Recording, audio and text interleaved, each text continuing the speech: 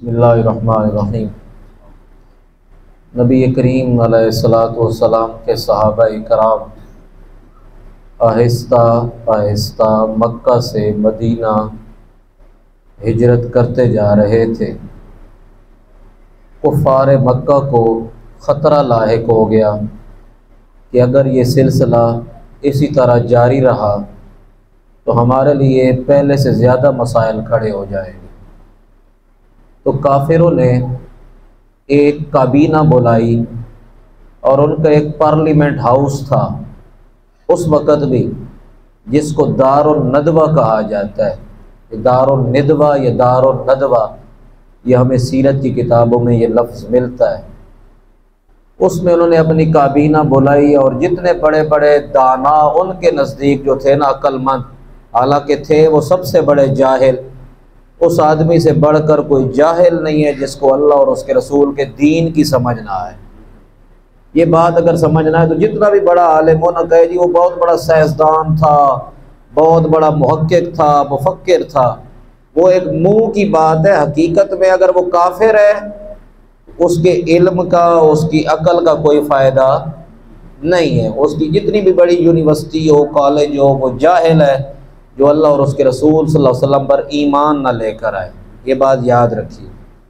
उन्होंने अपने वक्त के बहुत बड़े दाना और अपने मुताबिक अक्लमंद बिठाए और उनसे मशवरा लिया कि अब क्या करना चाहिए। और शैतान हर वक्त तैयार रहता था कि हम मुझे कोई ऐसा मौका मिले तो मैं भी अपने वक्त के मुताबिक पहुंच जाऊं। शैतान एक बहुत बड़ा बुजुर्ग बन के ना, बाबा बनकर उनकी बैठक उसके दरवाजे पर जा बैठा। उन्होंने कहा जी तुम लोग आपस में मशवरा करो, अपने अपने मशवरे दो। उन्होंने पूछा भाई तू कौन है? तो जो सीरत इब्ने हशाम ने खुद लिखा है वो कहते हैं, उसने कहा मैं नजद से आया हूँ, मैं नजद का बहुत बड़ा बुजुर्ग हूँ और मैं तुम्हारे फ़ायदे और भले के लिए आया हूँ, मैं तुम्हें कोई नुकसान देने के लिए नहीं आया। तो ठीक है जी बैठ जाओ। अब जनाब सब ने मशवरा दिया। एक कहने लगा ऐसा करो, नबी करीम अलैहिस्सलातु वस्सलाम को एक कमरे में बंद कर दो, कैद कर दो। आप पे या तो तौबा कर लेंगे यानी हमारे इस काम से फिर जाएंगे, या फिर अंदर अंदर ही माज़ अल्लाह वो शहीद हो जाएंगे। उनके अल्फाज तो बहुत सख्त थे, कहते अंदर अंदर ही ख़त्म हो जाएंगे। तो शैतान फ़ौरन बोला, वो जो बुज़ुर्ग बन के आया हुआ तो उसने कहा ये तेरा मशवरा ठीक नहीं है। अगर इस तरह अंदर अंदर ही मर गया ना, अंदर अंदर ही विसाल फरमा गए, शहीद हो गए, अगर इस तरह काम हो गया तो और ज़्यादा चाहने वाले बढ़ जाएंगे, लोगों को और ज़्यादा मोहब्बत पैदा होगी। शैतान बड़ा अपने तौर पर बड़ा दाना था, बड़ा अक्लमंद, उसने अपना मशवरा, उन्होंने कहा जी ठीक है जी ये भी नहीं करते। दूसरे ने मशवरा दिया, उसने कहा ऐसा करो इनको ना मुल्क बदर कर दो, किसी दूसरे मुल्क भेज दो, यहाँ से निकाल दो, मदीना न जाने दो, क्योंकि मदीना में सहाबाए कराम काफ़ी हो गए हैं, किसी और मुल्क में शहर में भेज देते हैं दर बदर। जब हमारे से जुदा हो जाएंगे इनकी ना कोई बात सुनेगा ना सुनाएगा, काम ख़त्म हो जाएगा, हम अपना काम करते रहेंगे। शैतान ने कहा नहीं, तुम्हें पता नहीं है इसकी ज़ुबान में तासीर कितनी है, इसकी शक्ल व सूरत कितनी खूबसूरत है।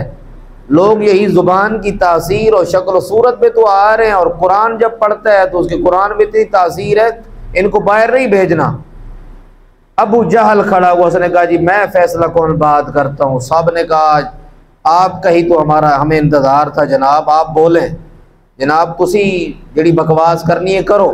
अबू जहल बोला, उसने कहा ऐसा करो, मेरा मशवरा ये है, हर कबीले से बड़े बड़े जवान तलाश करो, ताकतवर, और जिस कमरे में ये आराम करते हैं ना हमला आवर हो जाओ माअज़ल्लाह, और आप सल्लल्लाहु अलैहि वसल्लम को ख़त्म ही कर दो, शहीद कर दो इधर ही।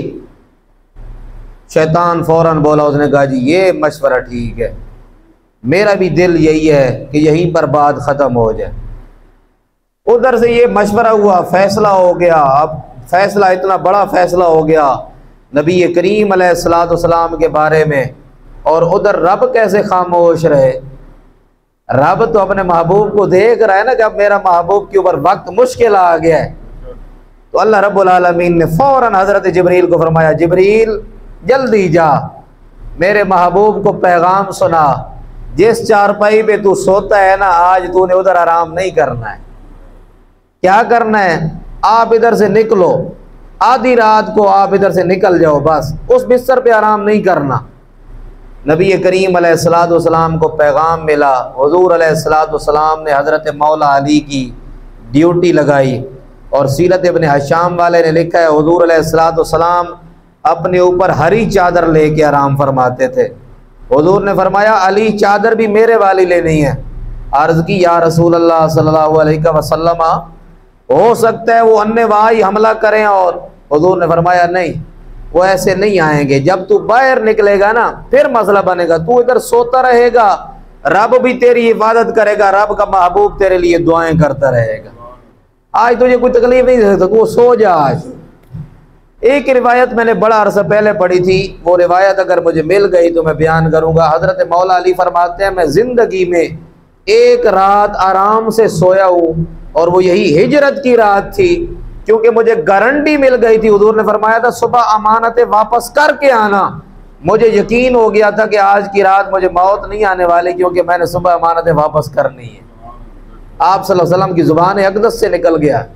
बहरहाल वो रिवायत इंशाअल्लाह मिल गई तो वो भी मैं बयान कर दूंगा। बहरहाल ये बात मौजूद है।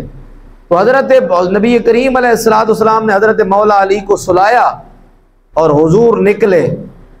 अब हुक्म ये था कि जब आपने निकलना है, मट्टी उठानी है, उनकी आंखों में और सर में फेंक देनी है, वो अंधे हो जाएंगे। और आप, कुरान मजीद कहते हैं, वमा रमईता इज़ रमईता वलाकिन्नल्लाह रमा।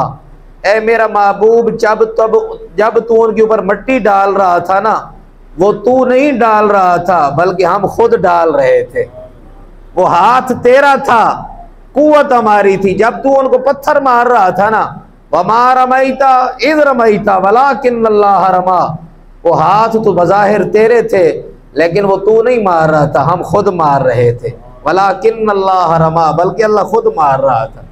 हुजूर अलैहिस्सलाम निकले, मट्टी डाल दी, आंखों में चली गई। जब वो तलवारें पकड़ के खड़े हुए हैं, उनको पता ही नहीं हुजूर निकल गए।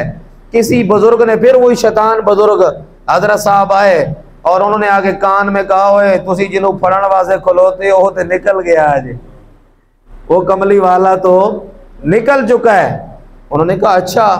अब वो उनका फैसला ये था कि जब ये निकलेंगे ना कमरे से, हम मारेंगे। तो वो उसी फैसले में खड़े रहे सुबह तक।